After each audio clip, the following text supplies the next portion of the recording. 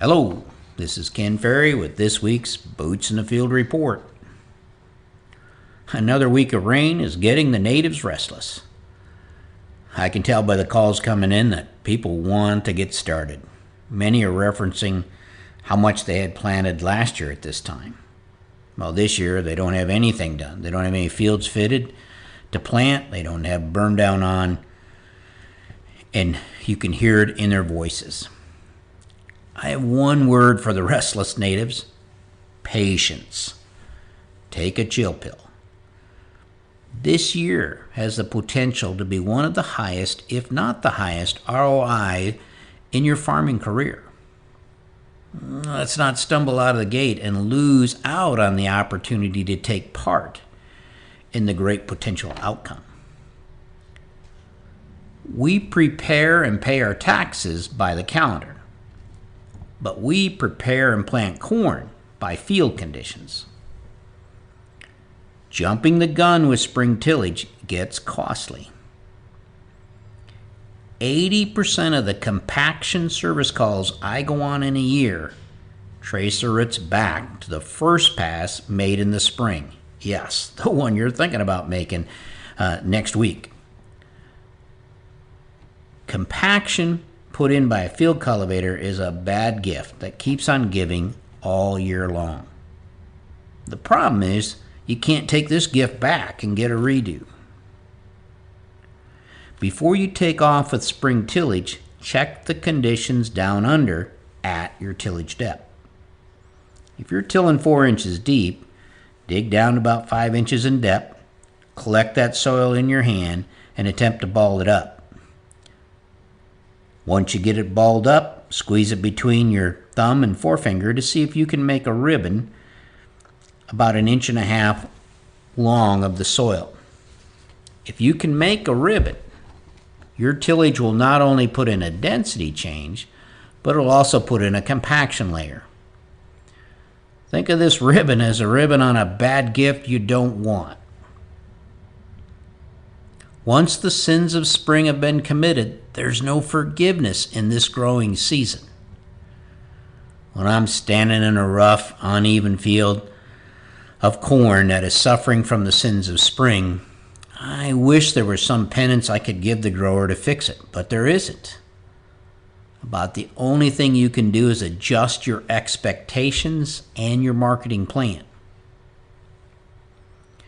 Many times I've seen even growers spend a lot of money and time in the fall with deep tillage just to wipe it out in one shot in the spring. We don't let the calendar, the coffee shop, or our neighbors dictate when we go to the field. We do our own investigating, and not just on that high knob inside the gate. We check all soil types, especially those of the lower topography parts of the field. The neighbor that is running, he may have twice the tile as you do, and his conditions may be good. Running a high-speed disc with gang angle is also going to put in compaction layers. They will be just a lot shallower. The shallower the layer, the more it costs. High-speed disc run on wet soil have become the main cause of a lot of our early season service calls. For the guys in true vertical tillage, it's all about wheel tracks. While the tillage tool won't put in a compaction layer, the soil needs to be firm enough to handle the weight of the tractor. Wheel tracks are another gift that show up all season long. This week we had a few calls from operators thinking about calling audibles at the line and switching acres to corn on corn. One thing true about crop tech customers is you're not afraid to follow the money if the market dictates it. If these fields were tilled last fall, the same principles as the rest of your corn hold true when it comes to making spring tillage decisions. Now, if the original plan was to no-till soybeans this year, we need to remember the most important thing with corn, keep the seedbed sacred. If you plan to spring chisel corn stalks, we need to be patient and wait for the soil to get dry enough so it'll shatter. Spring chiseling needs to be followed up with a fitting tool within hours.